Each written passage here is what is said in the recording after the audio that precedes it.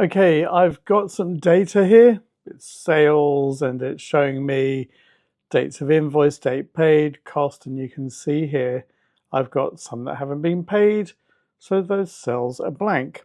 So what I might want to do is filter, showing me only those that are blank here, or I might want to show those that are non-blank. So how do you do that? Well, if it's a table or you've actually switched on the filter, they both kind of work the same way. So let me first do this by switching on the filter. So I'm here on my home tab.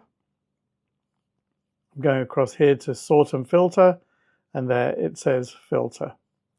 And you can see I've now got the drop downs here. So just so you know, aside from being able to filter like this, you can actually use functions like SUMIF and SUMIFs to total up where you've got blanks as well. And I've got another video for that, and I've got the link below so you can go and easily find that as well. So how do I filter now? Well, let's go to date paid.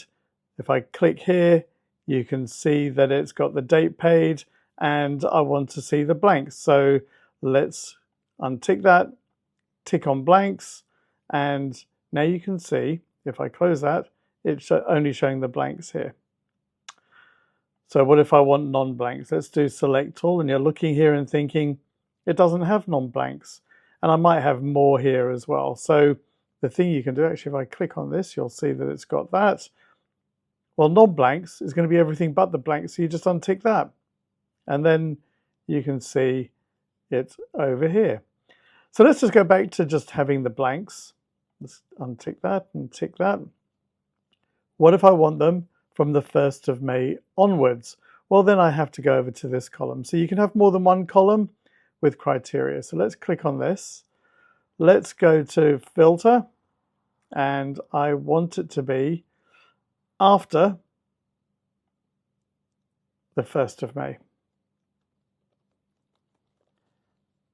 And I could have done it by clicking here and going to here and then choosing 1st of May. So after that, and you can also have before another date. So let's go here so you can see it's got it there. So you can see it's giving me here 3rd of May, and that's blank there. But I happen to know that there was one on the 1st of May as well. So it's doing after the 1st of May. It's not including the 1st of May. So what I'm going to have to do here is take this to the 30th of April to make this work. So there we go. That's done that now. And now you can see it has that option in there as well.